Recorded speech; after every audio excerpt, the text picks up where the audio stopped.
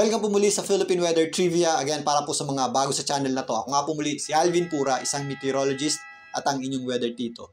Ngayon, balikan na natin itong Super Typhoon Pipito. Gaya nga ng inaasahan, tuluyang pang lumakas at umabot na sa Super Typhoon category ng pag-asa. Ito pong bagyong Pipito. Kasalukuyan, ito po ay may taglay na lakas ng hangin na umaabot sa 185 km per hour, malapit sa kanyang gitna. At kung minsan may mga pagbugsong umabot sa halos 230 km per hour. Sumasabit na rin po yung kanyang mga panglabas na kaulapan sa malaking bahagi ng Eastern Visayas at Bicol Region. Ito po ay huling namata ng pag-asa sa lying around 185 km east o silangang bahagi ng Katarman, dyan po sa may Northern Samar. At patuloy po itong kumikilos sa direksyon ng Bicol Region sa bilis na 25 km per hour or northwest. Kung papansinin nyo itong ating satellite image, mas nagiging defined na at mas lumiliit na yung kanyang mata. Again, yung ating concentration ng pinakamalalakas na hangin at mapaminsalang hangin or destructive na hangin ay nandito po sa general area kung nasaan po yung gitna or sentro nito pong bagyong Pipito. At ganun din po yung kanyang malalakas na mga pag-ulan ay medyo malapit din po sa general area ng kanyang gitna. Ito pong panglabas na kaulapan or yung kanyang center circulation ay umabot na po dito sa areas ng Eastern Visayas. So meron tayong overcast condition dyan at mga gusty conditions. Samantalang meron naman tayong inaasang degrading weather o unti-unting papangit or pasungit na panahon dito po sa Bicol Region ngayong araw hanggang mamayang hapon, lalong-lalo na mamayang gabi paglapit po ng bagyong Pipito dito po sa general area ng Catanduanes at area ng Sorsogon. So narito po muli ang official forecast track ng pag-asa para po dito sa Super Typhoon Pipito. Inaasahan nga natin na ito ay patuloy na kumilos pa-north-northwestward sa direksyon po ng Bicol Region at area ng Central Luzon. Ito po ay posibleng maglandfall as a super typhoon mamayang gabi dito po sa general area ng Catanduanes or pwede rin pong mas mababa dyan sa may area ng Sorsogon or pwede pong dumaplis lamang po yan or umakyat pa ng bagya. Again, ito po yung ating cone of uncertainty at circle of uncertainty ay sumasako po sa malaking bahagi ng Catanduanes, ito pong general area ng Bicol Region at sa area po na mas mataas po dito. So again, gaya nga ng nabanggit natin kahapon, nagwawabol po or nag-aakyat baba yung ating bagyo. Hindi po straight line ang takbo niyan. So nag-a-account po tayo sa any sudden changes ng kanyang direksyon at sa mga pupuntang areas. Pero yung ating general direction sa ngayon ay papuntang north-northwestward patungo nga dito sa general area ng Bicol Region at mainland Luzon. Tumamayang gabi hanggang magdamag, yan po ay tatawid dito sa area ng Bicol Region, tatawid dito sa may Quezon area, papunta dyan sa area ng Pulilio. At again, yung ating posibleng puntahan ng bagyong Pipito ay nandito pa sa areas ng Quezon at Aurora Region. So depende pa po kung medyo mas mataas ng bahagya yan, tumawid dito sa Bicol Region or sumubsub pa ng kaunti. Meron tayong inaasahang bagyang paghina niyan if ever po maglandfall yan dyan sa may area ng Catanduanes.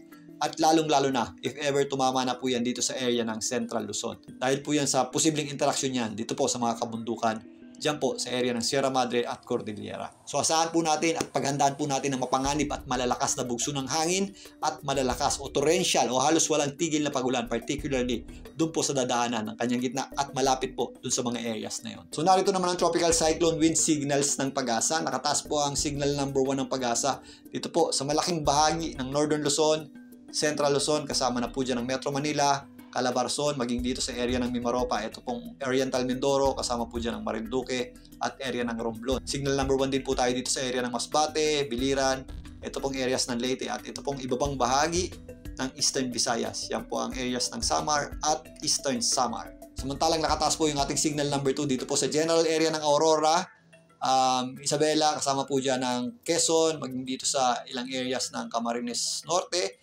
Camarines Sur, kasama na po dyan ng Laguna.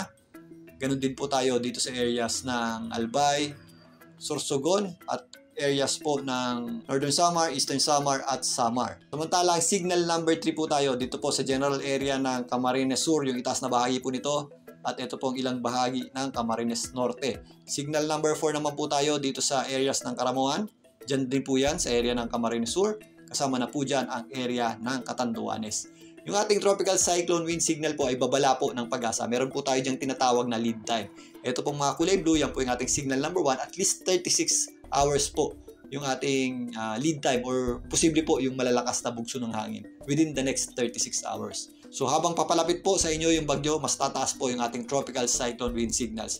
Ito naman pong sa mga areas na mas mababa, although meron tayong tropical cyclone wind signal number 1 dyan, kagaya po ng Leyte, habang papalayo naman yung ating bagyo, ay mas mababawasan po yung ating mga areas dyan na may tropical cyclone wind signals. So depende po kung nasan kayo, kung tataas ba yung ating tropical cyclone wind signal sa area nyo or mas bababa pa. At relatively din, mas maaliwalas po ang panahon dyan sa mga areas na may tropical cyclone wind signal 1 dahil nga hindi pa po umaabot dyan yung bagyo. So gamitin po natin itong mga tropical cyclone wind signals ng Pag-asa para po maghanda sa posibleng maging epekto ng malalakas na bugso ng hangin na maaaring idulot ng bagyo paglapit po dun sa inyong general area.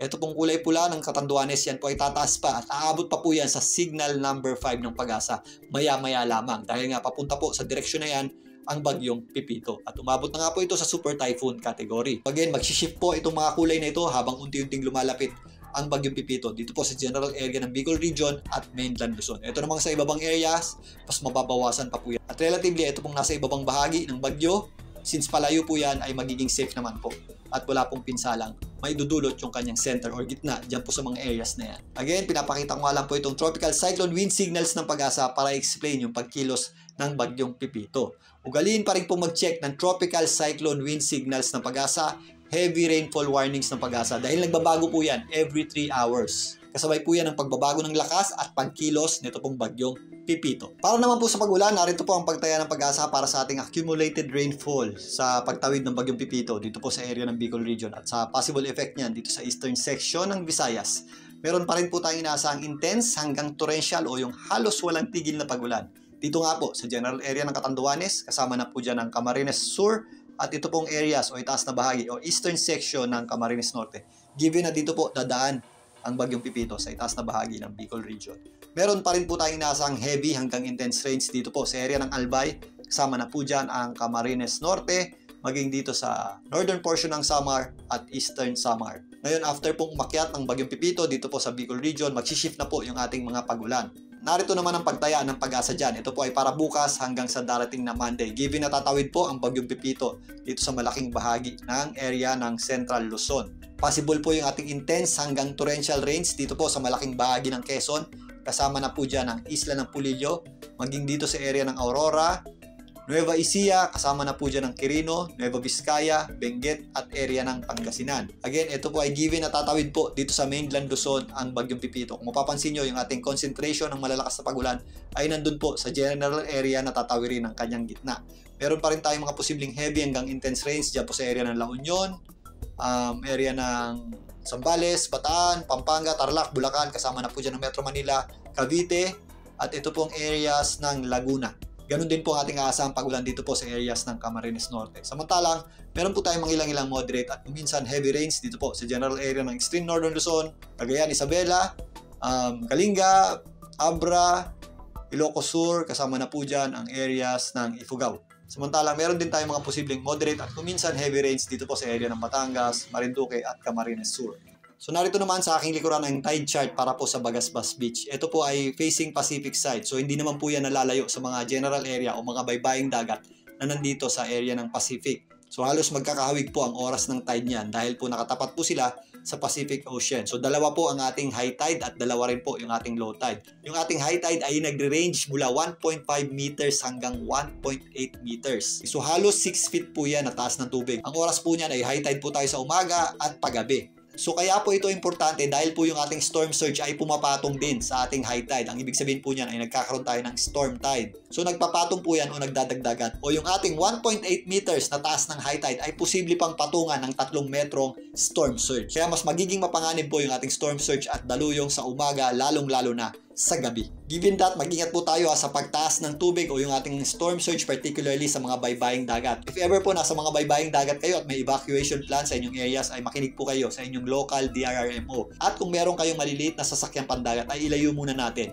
sa mga baybaying dagat. So dahil nga dito sa Super Typhoon Pipito, possible po yung ating hanggang 3 metrong storm surge plus yung ating tinatawag ng storm tide sa umaga at sa gabi dito po sa area. So mga baybaying dagat ng Eastern Visayas, Bicol Region, lalong-lalo na dyan sa area ng Catanduanes. Ito rin pong areas ng Camarines Sur at Camarines Norte at pagtawid naman ng bagyong Pipito dito po sa mga baybaying dagat ng Quezon, kasama na po dyan ang Pulillo, baybaying dagat ng Aurora at Isabela. Kaya maliban po sa malalakas na bugso ng hangin at malalakas na mga pagulan na posibleng dala ng bagyong Pipito, mag-ingat din po tayo dun po sa tinatawag nating storm surge o daluyo. So patuloy po ang paglakas ng bagyong Pipito at patuloy din po ang pagkilos nito pa north-northwestward patungo dito sa area ng Bicol Region, at mainland Luzon.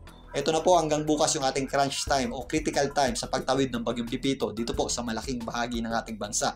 Again, mag-ingat po tayo sa mga posibleng epekto ng malalakas na buhos ng ulan, malalakas na bugso ng hangin at storm surge. Mamaya balikan ulit natin ito pong Bagyong Pipito. Muli, ito po ang inyong Weather Tito para sa Philippine Weather Trivia.